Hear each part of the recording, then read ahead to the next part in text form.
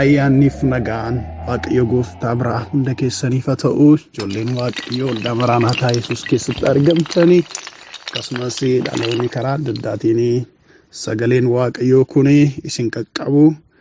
Nagaan Waaqayyoo daddabalee isin irratti haa baay'atu. Kam jirtu hundumtuu nagaadha. Ani Waaqayyoo keenya isa nu jiraachisee nu eegee geggeessee har'aan nu ga'eef galanni guddaan haa ta'u. Buleessi keessanii fi tajaajilaan keessan eebbaa abarraadha. Nagaa kootii inni nagaa keenya nuuf baay'ise ilmi Waaqayyoo bara baraan haa kabajamu. Egaan guyyaa har'aa kanaa jechuunis dilbata ganama fuula Waaqayyoo duratti guyyaa walii wajjin waaqeffachaa karaa adda addaatiin ulfina Waaqayyoodhaa itti arginuudha. Eeyyee Waaqayyoo nu tajaajilaa jira, nu gargaaraa jira. Baroota keessattis yeroo itti Waaqayyoo dhaloota walitti qabee akkasumatti hin geggeesse hin jiru. Warra isarraa waa barachuudhaaf, waa isarraa dhaga'uudhaaf, waa isarraa sassaabbachuudhaaf, adeemsa isaanii qajeelfama isaatiin ilaaluudhaaf fuula isaa dura dhufanii Waaqayyoon akkasumattiin isaan geggeessee hin beeku. Sababiin isaa inni Waaqa jaalalaati. Sababiin isaa inni Waaqa qajeelaadha. Firdiin isaa qajeelaadha. Kanaaf akkuma yeroo kaanii arras in amanna Waaqayyo akka inni Waaqa banamaadhaan nu geggeessu, nu geggeessaas immoo jira. Kanaaf maqaan isaa haa ulfaatu. Kanaaf anaa waliin sagalee Waaqayyoodhaa kan barachaa turre itti fufiin isaanii mata duree dhimma Waaqayyoon amanachuu jedhu irratti bifa gaaffiitiin maal amanattaa kan jedhuun walii wajjiniin ilaalaa dhufnee jirra. Har'aa akka gooftaan ayyaana nu baay'isetti kutaa ja'affaa isaa walii wajjiniin itti fufnee baranna. Maal amanattaa? Amanannaan hundumtuu nama hin baasu. Amanannaan tokko salphinaaf nama saaxilaa. Ofii isaaf iyyuu of dadhabaa. Ofii isaa iyyuu oolchuu dadhabee isa amanatus ofii isaas qaaniitti geessaa. Ati immoo eenyuun amanattee jirtaa kan jedhu bifa gaaffiitiin wantoota Waaqayyoon alatti namni amanatu tokko kaasaa turreerraa akkaataa isaaniitti salphinaafis dabarsanii nama saaxilanii. Har'a immoo akkuma torbee jalqabne Waaqayyoon amanachuu keessaa gatiiwwan gurguddaa jiranii walii wajjiniin ilaaluu akka jalqabne kutaa itti aanu isumatti fufnee walii wajjiniin ilaalla jechuudha. Warri Waaqayyoon hin amananne waan biraa amanatan salphina isaan irra ga'u. Waaqayyo walii amanataman sanas ta'e warra isaan amanatan irratti salphina irra ga'u ilaalaa turreerra.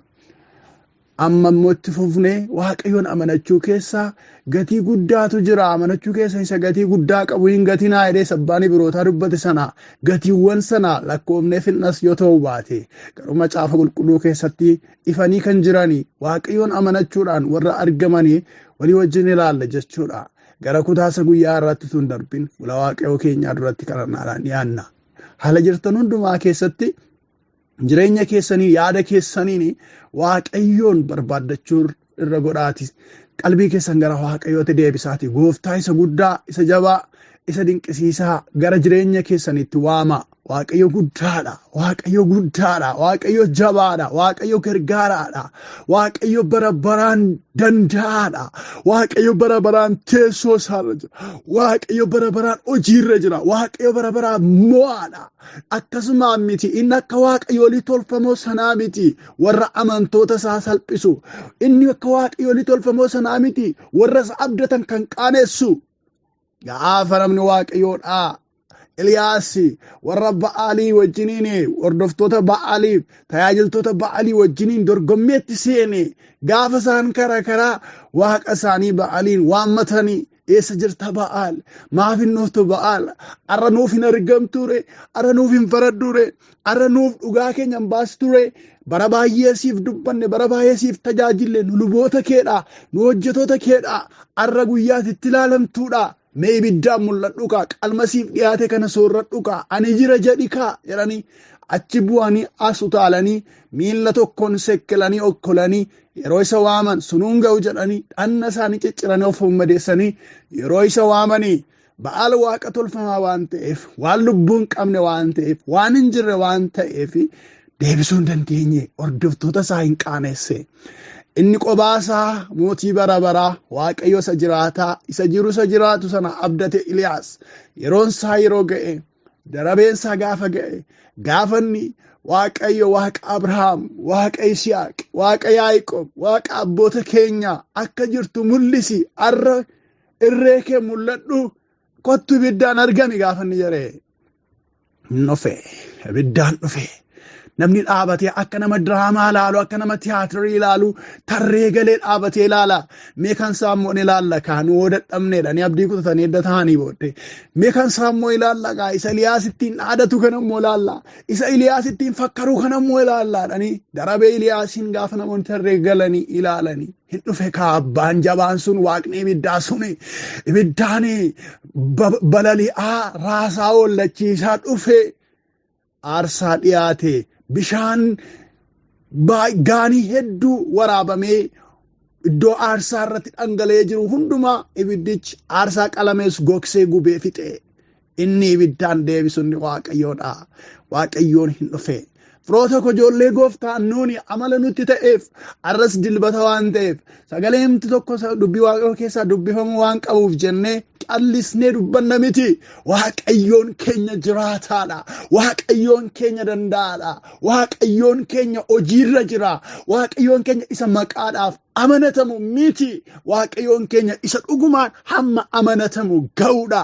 Kanaaf jireenyaaf qalbii dhugaadhaan isa barbaaddatuun fuula isaa duratti dhiyaanna. Dubbii isaallee akkasumatti baranna. Bara baraan jabaa guddaa danda'aa kan taate mootii Waaqa lafaa jabaa Yaaqoob si galateeffannaa. Mootii bara baraa ati Waaqayyoon jireenya keenya kaartaa ofii keetiitiin geggeessaa jirta. Kompaasii ofii keetiitiin geggeessaa jirta. Gara barbaaddurraa akkaataa sitti tolutti qajeelfachaa jirta. Nu warri si duukaa buunee faana kee ilaalaa jirrus sababii ati Waaqayyoon nu fuuldura jirtuuf lafti karaan nurkaa badee joonjomnee hin beennu. Ati ifa Waaqa keessaan nu geggeessite. Dukkanaa'ee jennaan ati Waaqayyoon utubaa ibiddaatiin nuuf dhufte.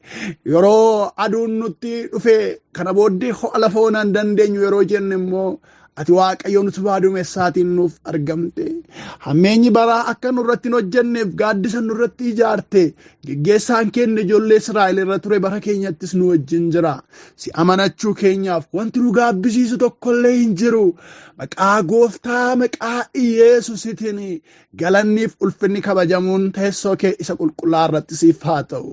Gargaarsaaf, eegumsaaf, ciminaaf irree keessa jabaadhaan nuti ijoolleen kee jiraanneerra. Kan akka kee jiraachisu, kan akka kee gargaaru mootii guddaan, mootii jabaan eessa jira? Raawwatee hin jiru. Maqaa gooftaa maqaa Yesuusiin bara baraan ulfaadhu. Gaarummaa keessa dinqisiisaa. Ani dhuunfaa kootti ittiin baatamee as ga'e san dubbadhee fixuu hin dandeenyee fi galanni siif haa ta'u. Gaarummaa keessa dinqisiisaa dhaloonni sagalee kee kana baratu harka kee irraa argatee as ga'e. Isa jechoonniif dubbiin lafarraa himee bira ga'uu hin dandeenye sanaaf maqaan kee bara baraan haa kabajamu. Olol jedhi yaa Waaqayyo. Utuu ati harka keenya qabdee nun geggeessu ta'e biyyi lafaa kun nuuf hin yaadu, nuuf hin hilu, nuuf hin obsu, carraa jireenyaa nuuf hin laatu ture.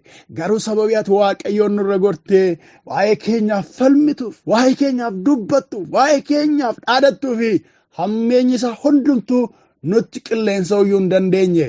Garboonni kee si amanatanii ibidda walakkaatti yeroo gadi darbataman ibiddichi suni namoota isaan darbate illee arrabni isaa in ajjeese. Isaaniin garuu gubuun waan biraadha. Rifeensa isaanii gubuun waan biraadha. Fooliin ibiddaallee akka isaan irraa dhaga'amuuf hin ayyamamneefi foolii isaatti dabarsuu hin dandeenye ibiddi dachaa torba boba'ee suni. Sababiinsaa Waaqayyootu dursee ibiddicha to'atee jira. Akka inni irratti hin hojjenneef isaan akkuma nama qilleensa nagaa keessa deemutti ibidda dachaa torba boba'uu keessa adeemanii. Sababiinsaa isa ibidda uumeef tolcheef isa ibidda to'atutu dursee achi keessa seenee jira. Waaqayyo ilaa barri hammaatus hadhaa'ummaan isaa itti caalus nus barichuma keessa utuu jirru garuu hammeenyi isaa fooliisaallee akka inni nutti buusuuf ati isaaf hin ayyamne. Amaanu'eel nu wajjin jirta. Maqaa gooftaa maqaa Yesuusiitiin galanni galata irratti ulfina irratti si duwwaadhaaf haa ta'u. Maqaan kee bara baraan haa kabajamu. Waaqa hundaan olii qulqulluu waaqa bara baraa ilaasi kadhanna. Nuuni akka namootaatti hirrina hedduu, mudaa hedduu, dagannaa hedduu qabna. Irra daddarbaan keenya baay'eedha. Ofii keenyaati nuuni qulqulluudha guutuudha jennee of dhiyeessuu hin dandeenyu. Yaa waaqa hundaan olitti jabaa taate alaawaa tokko si kadhanna. Araarri waaqayyoo ganama ganama in haareffama jedhamee caafamee jira. Maqaa gooftaa Yesuus Kiristoos nama Naazreetiin araarri waaqayyoo ganama kanaa anaaf dhaloota dhugaa kee kana dhaga'uuf haa ta'u.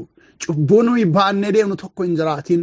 Hirmii nuyi baannee deemnu tokko nu keessa hin jiraatin. Dhiiga Yesuusiin kan gadi dhangala'e haa ta'u. Qulqulleessii nu dabarsi. Ulfina keetti nu buti. Waaqa nurratti saaqi. Yaada kee dhowwaa tokko malee nutti dubbadhu. Samiin waaqaa kun gargar banamee dubbii kee gadi hadhiisu. Sababiin isaa dubbiin waaqayyoodhaa yonnaa dhufe waa utuun hojjetin ol hin deebi'u. Haa dhufu dubbiin kee gaara isa ta'e gargar caccabsaa didayyaasaa. Galaana isa ta'e gargar kukkutaa. Waan xaxaaf wal cacaalaa hundumaa ulqiqixxeessaa. Dubbiin kee dubbiin nagaa haa dhufu. Amajaajiin inni yeroo hundumaa sa'aa 24 guutuu badiisa labsu, kufaatii labsu, cubbuu labsu, xuraa'ummaa lallabu. Jawwichi diiyaabiloos hojiin seexanaa, hojiin biyya lafaaf, hojiin foonii hundumtuu humna du'aa ka'uu Yesuusiin kan kukkufe haa ta'u. Akkaataa hojjechuu hin dandeenyetti, akkaataa nuun wallaansoo qabuu hin dandeenyetti, akkaataa lafaa ka'uu hin dandeenyetti gadi haa darbatamu.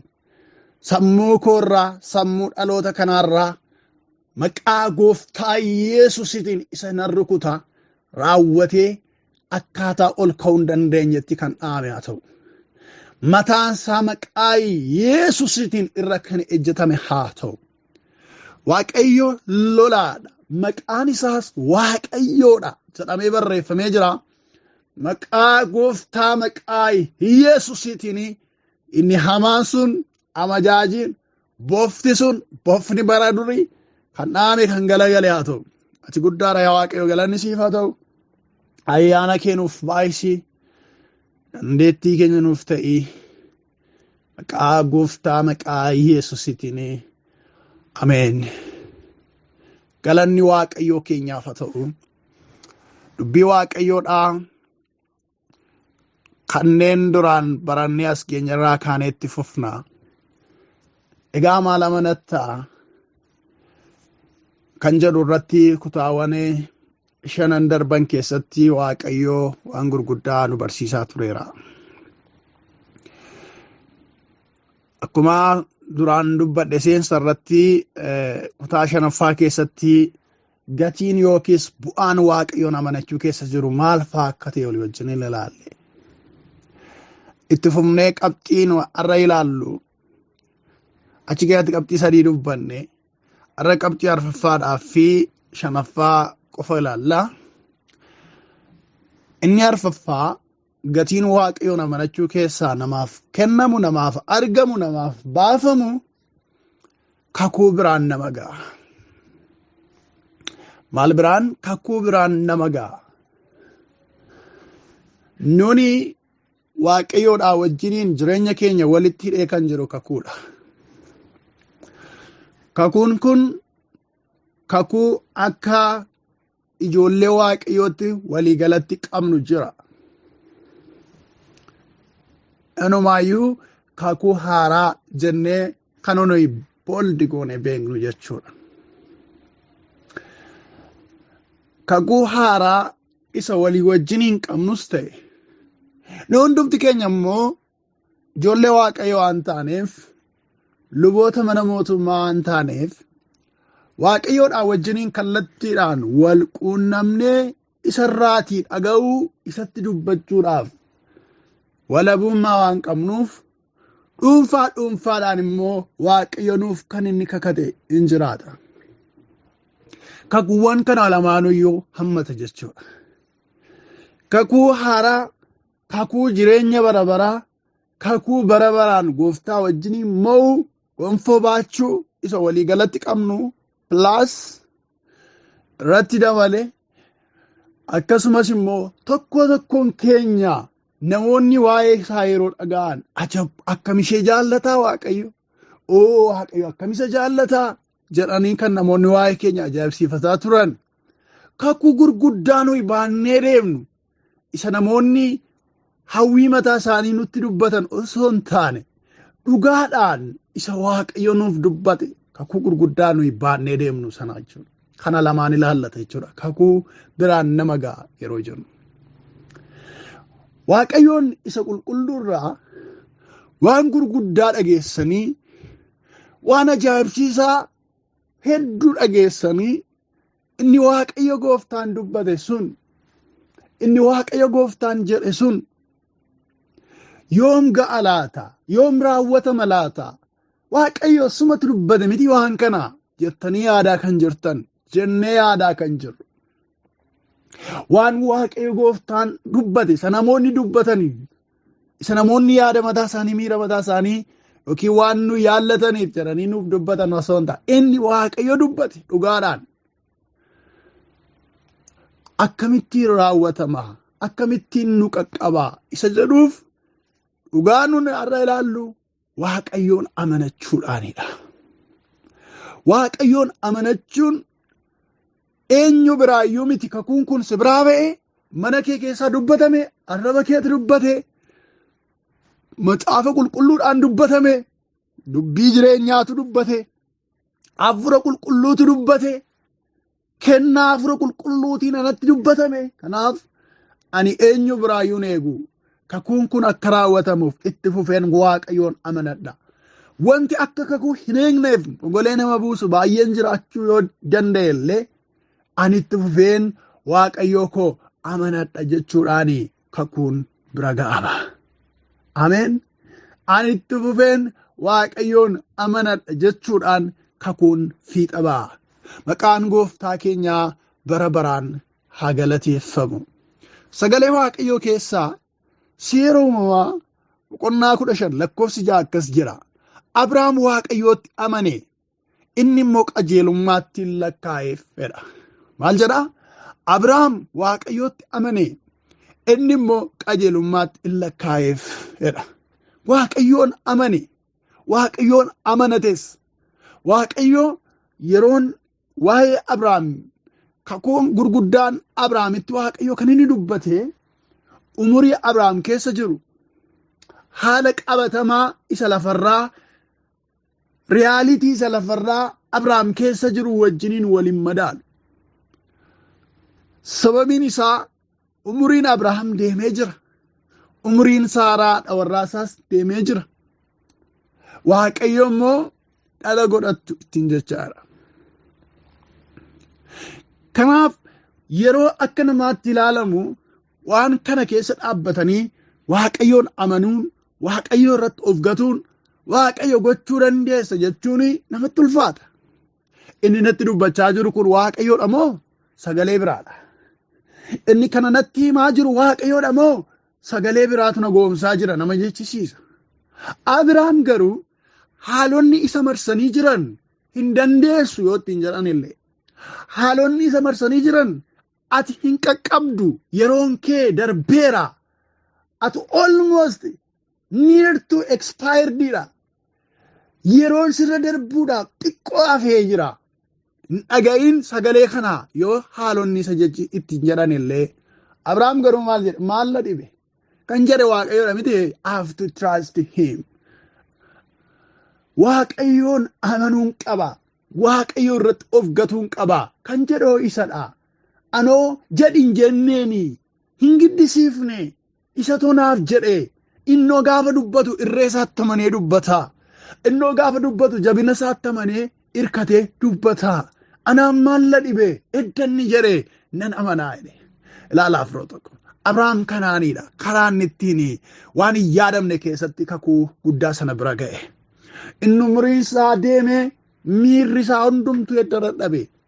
Saaraanis umuriin ishee deemee daangaa saayinsiin isheedhaaf kaa'u hedduu waggaa 40 ol gara waggaa 50 dhiyoo saayinsii dabartee kan deemte. Sababii Waaqayyo dubbateef, sababii isaan immoo amananiif kakuu isaanii bira ga'uu danda'an. Bara dullumaa keessaa kakuun isaanii raawwatamee Yisihaaqiin hammachuu danda'an. Galanni isa jiraataa isa qulqulluu Waaqayyoof haa ta'u. Maaliidha icciitiin kanaa yoo jettanii Waaqayyoon amanachuu keessaa dhufe. Jarreen kun Waaqayyoon amanachuun hammam akka inni nama baasu, hammam akka inni nama milkeessu galeeraaf. Kanaaf Waaqayyo kan yeroo ittiin jedhu toledhanii ka'u, horii isaanii oofanii, hojjetoota mana keessa jiru oofanii, meeshaalee mana keessaa guurratanii fe'atanii hin deemna kaa maaliif deemtu jedhe ollaa yoo gaafate Waaqayyootu deemaan nun jedhe ajandaa Waaqayyo wajjin qabna jedhanii fira qaban, ollaa qaban, iddirii qaban, maabarii qaban, warra wajjin jiraatan, hawaasummaa qaban, afooshaa qaban dhiisaniitu didichanii deemu. Karaa isaaniitti fufu hin ka'emmoo Abrahaam itti dubbate fakkaata jedhanii namoonni itti qoosuu nafan. Itti dubbate immoo fakkaata. Kanaaf immoo horii isaa sassaabaa jira. Isin jechuun nafan warri ollaa, warri firaa, warri naannoo isaati. Inni garuu Waaqayyoon dhaga'ee deemuu jaallata. Deemsa itti fufe. Namni akkasittiin Waaqayyoon dhaga'anii jiraatan kuni yeroo itti Waaqayyoon kanatu ta'a waan hin yaadamne wayii Waaqayyo itti dubbate kanatu jireenya keessan keessatti raawwatamuuf jira gaafa Waaqayyo ittiin jedhu kun immoo ta'uu hin qabu hin jedhu Abrahaam. Saaraan illee yeroo ishenitti booddee abdii kutannaa dheeraa booddee waggaatti kakuun gaafa galee jedhu laala bara dheeraa Waaqayyoon eegaa turte. Waggaan kakuun isaanii raawwatamuuf waggaa tokkotti yeroo galee jedhu Saaraan sagalee wayii dhageesse. Yeroo Waaqayyo Abrahaamitti dubbatu ergamoota isaa ergee bara dhufu yeroo akkasii kana deebi'ee nan dhufa Saaraan haati manaa kee mucaa ilma hammattee eegdi sagalee jedhu gaafa dhageessu dunkaana dudduuba turte manni jireenyaa isaanii dunkaana keessadha kara deemtotadha mana dhaabbataa hin ijaaranii gara Waaqayyo isaan ofitti deemu kanarratti horii qabu horii isaanii tikfatu. Kanaaf dunkaana isaanii iddoo tokko buqqisanii gara iddoo biraatti dabarsu. Dunkaana dudduuba sagalee dubbatamu gaafa dhageessu hin seeqxeera, hin kolfiteera, hin qummaaddeera, garaa ishee keessatti kolfite. Kun immoo taaree ani kana booddee waan akkasii yaadamaare jettee. Isa booddee ergamaan achi dubbii dubbachaa jiru itti fufee ergaan kun waan isa bira ga'eef waan kana magaalattiidhaa waan argeef dunkaana dudduubatti waan argeef kolfuu ishee. Maal jedheeni Saaraan maal kolfite dhugumaan wanti dinqisiisaan Waaqayyo gochuu dadhabu jiraareedha. Haleluuyaa. Galanni Waaqayyo keenyaaf haa ta'u. Dhugumaan wanti dinqisiisaan Waaqayyo gochuu dadhabu jiraareedha. Sagaleen kun kanarratti dubbatame. Shakkii obboleettii keenya haadha keenya Saaraa irratti dubbatame. Kun akkamittiin ta'uu danda'a? Hin fakkaataa jechuu isheerraa kan ka'e. Abrahaam garuu ittuma fufee Waaqayyoon amanate. Kanaaf wanta hin yaadamne seenaa yeroo hundumaa dinqisiifatamu yeroo hundumaa ajab jedhame lallabamu barsiifamu Waaqayyo jireenya isaanii keessatti raawwate kakuu bira ga'an. Kanaaf Waaqayyoon amanachuu keessaa wanti namaaf argamu bu'aa inni guddaan kakuu biraan nama ga'a. Ambaaqom raajii Ambaaqom boqonnaa 2 lakkoofsa 1-3 yoo dubbifanne sagalee akkas jedhutu achirra jira. Ani iddoo dhaabbatanii eegan irra dhaabbadhee nan eegaa. Koobii sana irras nan ijaajjaa. Kudhoo dubbiin anatti dubbatu nan dhaga'a. Wantaan isa komadheefis waan inni deebisu nan ilaala. Yommus Waaqayyo anaaf deebisee mul'ata argite kana akka namni rakkina malee dubbisuu danda'utti mul'isi. Gabatee irratti caafi. Mul'anni kun yeroo itti raawwatamuun isaaf ta'utti in eegaa. Waa'ee guyyaa booddee hin dubbata garuu soba miti. Yoo lafarraa harkifame iyyuu isa eeggadhu inni dhuguma hin dhufa hin turus jedhee ameen. Iddoo kanatti immoo nama Waaqayyo Ambaaqom Waaqayyoodhaa wajjiniin nama wallaansoo wal qabuudha. Yaada Waaqayyoodhaa eeguudhaaf yaada Waaqayyo bira ga'uudhaaf jedhee. Yaada Waaqayyoodhaa qaqqabuuf jedhee isa Waaqayyo jedhe qaqqabuuf jedhee. Wallaansoo Waaqayyo wajjin nama wal qabaa jiruudha. Koobii sanarraa gadi hin bu'e. iddoo waaqayyoon dhaabbatanii eegan sanarra nan ijaajjaadha. Koobii sanarraa immoo gadi hin bu'an. Wantani isa komadhe maa turte ittiin jedhe sanarratti wanta inni godhu dhaabadheen ilaala malee maalin godhu hin deemuudha. Namni waaqayyoodhaa kun jechuudha. Bakki inni dhaabadheen eegaa dhaabadheetanii hamma kakuun raawwatamuttan isa eega isa amanadhaa. Akka inni dhufa amaneera jedhu kuni bakka dhaabbatanii turuudhaaf namatti mijaa'aa miti. Bakka gaarii miti. Bakka wanti gaariin wanti nama quuqu keessa jiruudha. Bakka lalisaa miti koobiin. Iddoo magariisa miti koobiin. Iddoo mijaa'aa miti koobiin irra dhaabadheen eega jedhu kun. Garuu iddoon sun iddoo maaliiti? Iddoo ma dhaabbatanii eeganiidha. Rakkina yoo qabaateyyuu, wallaansoo yoo qabaateyyuu, chaalenjii yoo qabaateyyuu bakki inni irra dhaabadheen nan eega jedhu kun bakkuma irra dhaabbatanii eeguun ta'uudha. Namni waaqayyoodhaa Ambaaqoom.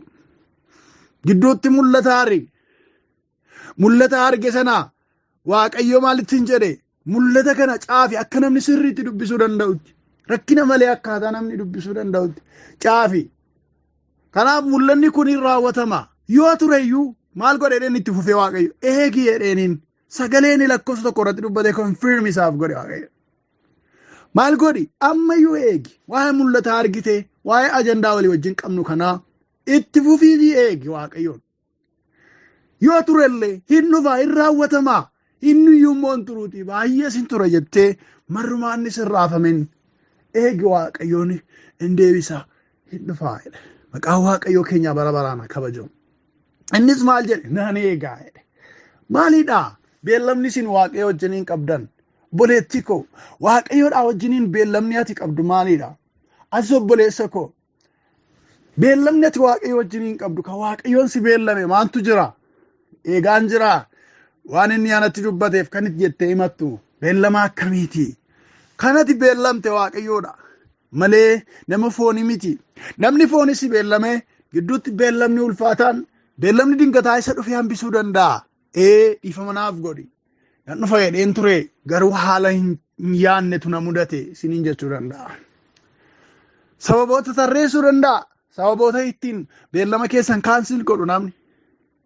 Qophooftanii haala baay'ee mijeessitanii har'a keessummaan qabattanii nama jaalladhu nama guddaa dhufa jettanii qophii garaagaraa ollaatti firatti riyaatti himtanii namni isin jalaa hafuu danda'a. Eenyuun beellamtan nama waan ta'eef. Yookaan immoo eenyutu isin beellame nama waan ta'eef. Beellamni sun hafuu mala. Garuu kan isin walii wajjin beellamtan waaqayyoodha erga ta'e. Inni isiniin beellamee iddoo dhaabbatanii eegan bakka rafuudhaaf namaaf hin tolle. Bakka taa'uudhaaf namaaf hin tolle. Ijaajjuu duwwaadhaaf bakka namaaf ayyamu. Bakka obsa namaaf hin laanne sanarra dhaabbattanii kan isin eegaa jirtan waaqayyoodha erga ta'e. Xiqqooma waan ture yoo fakkaatellee soba miti hin dhufa waaqayyo. Kanaaf jabaadhaa itti fufaa waaqayyoon eegaa waaqayyoon amanachuu keessan isa gatii guddaa qabu hin gatinaa. Isa gattanii wanti isin baasu wanti isin hawwaaxxa'u hin jiru. Kan akka waaqayyoon amanachuudhaan jiru waan ta'eef. Raajii Mikiyaas boqonnaa 7:7 irratti sagalee akkas jedhutu barreeffamee jira. Ani garuu abdiidhaan gara waaqayyoo nan ilaala. Waaqayyoo koo isa ana fayyisu nan eeggadha. Waaqayyootu anaaf dhagaadha. Ani garuu abdiidhaan gara waaqayyoo nan ilaala. Waaqayyoo koo isa na fayyisu nan eeggadha. Waaqayyootu anaaf dhagaadha. Galanni ulfinni waaqayyoof haa ta'u. Ani garuu jecha jettu garuuni jecha negatiiviidha. Jecha gara bitaacha'aati. Jecha kana maaliif fayyadame yoo jettan wantoota akka inni dhaabbate waaqayyoon hin eegne godhan hedduutu jira. Kutaa kanaa wajjin wal qabatee wantoota mogolee nama buusan hedduutu isa mudatee jira. Akka barbaadutti akka inni waaqayyoon hin eegneef. Haalota waaqayyoon hin eegin manni kee duwwaadha. Gorontoon honaniiru. Minaanni ija godhachaa hin jiru. Maasiin onaa ta'aa jira. waa of harkaa hin qabdu, lafti onaa ta'eera. Kana caalaa maaf Waaqayyoon eedda? Kana caalaa maaf Waaqayyoon waammatta? Haalota jedhamtu isa marsee jira. Haalonni yoo akkas ta'an illee, haalonni akkasittiin yoo nu rakkisan illee, karaa keenya yoo dhaabbatan illee, karaa koo irratti yoo jigan illee, maalan godha jedha? Ani ittuma dideen Waaqayyoon abdiidhaan eeggadha. Ittuma dideen tureeman Waaqayyoon obsaan eeggadha. Akka inni na fayyisu beeka. Namni Waaqayyoon eeggadha jedhu kun nama dhibee baatee jirudha. Wanti dhibeetti ta'ee jira. Dhibeen kun fiizikaalii ta'uu danda'a, ikoonoomikaalii ta'uu danda'a, spirituaalii ta'uu danda'a, sooshalii ta'uu danda'a, politikaalii ta'uu danda'a. But there is some sickness. Wanti dhibee ta'e tokko jira. Dhibee sana irratti hamma inni dhufee na fayyisutti nan eeggadha. Isa na fayyisu Waaqa fayyina koo nan eeggadha. Waaqayyootu anaaf dhaga'a jedha. Haalota abdii nama kutachiisaniif mogolee nama buusan akkasii keessa dhaabbateetu maal jedhare? Nan eeggadha. Waaqayyoo koon amantiidhaan eeggadha. Abdiidhaan eeggadha. Isan amanadha jedha. Firoo tokko hin ture Waaqayyoo jennes lakkoofsa lammaffaa waan amanan wanti nu kaannee dhufne hin jiru. Yoo jiraates dogoggoradha. Yoo Waaqayyoon na dide abalummoo naa jira wanti nu jennu hin jiru. Waaqayyoon amanannaa keessatti tokkoffaa lammaffaa sadaffaa wanti jedhamu hin jiru. Tokko duwwaa jira, innis Waaqayyoodha. Yoo Waaqayyoon na dide abbaa koon deebi'ee amanadha jechuun hin jiru. Yoo Waaqayyoo callisee haadha koon deebi'ee abdadha wanti jedhamu hin jiru. Kiristiyaanitii keessatti ijoollee Waaqayyoo keessatti. Yoo Waaqayyoon na dide miindaa koottan deebi'ee amanadha kaawalan godhare wanti jennu hin jiru. Yoo Waaqayyoon na dide firri immoo ni jijjiira, fira jajjabaan qaba. Biyya alaa jiru namoota jajjabaa diiyaasporaan qaba wanti jennu hin jiru. Waaqayyoon amanachuun Waaqayyoon amanachuudha. Kanaaf haalli akkani isa abdiidhaan eeggadhu naaf hin eeyyamne hedduun yoo jiraate iyyuu ani garuu itti fufeen Waaqayyoo koo abdiidhaan eeggadha jedha namni Waaqayyoodhaa. Mikiyaas raajichi. Kun nuufis ergaadha. Haalli nu keessa jiraannu akka nama Waaqayyoo Iyyoobitti dubbatame sana kana caalaa maal amanamta? Kana caalaa maaf eeggatta? Waaqayyoo kana arrabsi du'i. Arrabsi deemsa fixi jedhamee sagaleen hin taane ala dhaga'amuu danda'a. Ilaala, Waaqayyoon isin arrabsa? Indu'asi waa meeqa dhabachuudhaan matu sagalee sana dhageera ta'eeti namni Waaqayyoodhaa iyyoo. Haadha manaa isaatu dhaga'ee jiraate. Silaa'uu fayyaa isaa dhabe, silaa'uu qabeenya isaa dhabe, silaa'uu jireenya isaa babbade, amma gaafa dhuume Waaqayyoon arrabsee eessa dhaqa namni kun? Si'ool dhaqa silaa. Hin ta'u, hin dhaga'amu kuni jedhe namni Waaqayyoodhaa. Waan akkasii hin dhaga'amu. Maallatti balleesse Waaqayyo? Maalan fidee dhufe? Inni maqaan isaa eebbifamu jedhe. Haalota akkasitti mogolee nama buusan yoo jiraatan iyyuu ani itti fufeetan Waaqayyoo koo amanadha malee, itti fufeen Waaqayyoo koo eeggadha malee, Waaqayyoo koo hin ganu. Isatu na fayyisa, isatu na dhaga'a jedhe jechuudha. Namni Waaqayyoodhaa Mikiyaas. Inni shanaffaan arra ilaalluun qabxiin guyyaarraa hin dhumaa immoo inni shanaffaan gatiin Waaqayyoon amanachuu keessaa argamu shakkii malee akka jiraatan nama godha. Shakkii malee akka jiraatan nama godha. Ofitti amanamummaa isa jedhamu jechuudha. Confidence isa jedhamu jechuudha. Without fear, sodaa malee jechuudha. Shakkii malee, bibirrannaa malee akka jiraatan nama taasisa Waaqayyoon amanachuun. Maaliif? Waaqayyootu amansiisaadha waan ta'eef. Waan ture fakkaachuu danda'a. Waan bubbule fakkaachuu danda'a. Waan yeroon itti deeme fakkaachuu danda'a. Haa ta'u malee gaaf tokko yeroo ta'etti ni dhufa. Akka inni dhufu beekamaadha. Kanaaf Waaqayyoon amanachuun shakkii malee akka jiraatan nama taasisa. Macaafa Faarfannaa 112 lakkoofsa 7 akkas jedha. Oduu hamaa dhaga'uu hin sodaatu. Waaqayyoon waan amanatuuf garaan isaa hin shakku jedha. Oduu hamaa dhaga'uu hin sodaatu. Waaqayyoon waan amanatuuf garaan isaa hin shakku jedha. Eenyunni nama Waaqayyoon amanatu, nama Waaqayyoon sodaatu, nama Waaqayyoo irratti of gatee Waaqayyo wajjin jiraatudha namni akkasii. Nama akkasii kanatu yonnaa Oduun hamaan dhufee kanatti ta'ee sanatti ta'ee addunyaan kana taate biyya keenya irratti kanatu dhufaa jira. Magaalaa keenya irratti kanatu lafa dha'uuf jedha.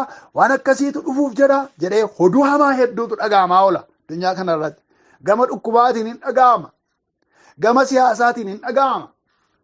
Gama qabeenyaaf dinagdeetiin haala qilleensaatiin oduu hamaa hedduutu dhaga'amaa oola. Baranoo dhumuudha, baranoo baduudha, isheen baranaa beekamtuun bakka kan jedhu oduu hamaa hedduun hin dhaga'amu. Namni Waaqayyoon amanatee jiraatu garuu gurra akkasii hin qabuuf. Yoo dhageessu hin sodaatu.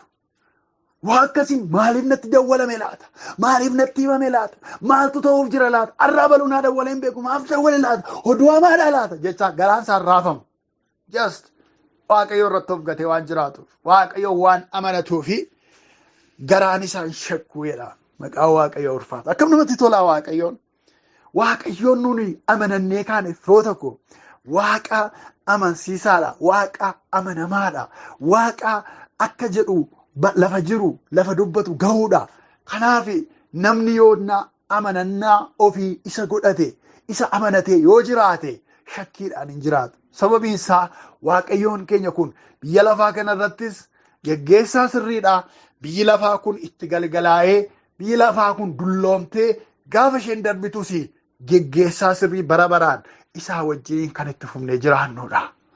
Kanaaf Waaqayyoon amanachuu keessa, kanaaf Waaqayyoon hoggatuu keessa gatii guddaatu jira.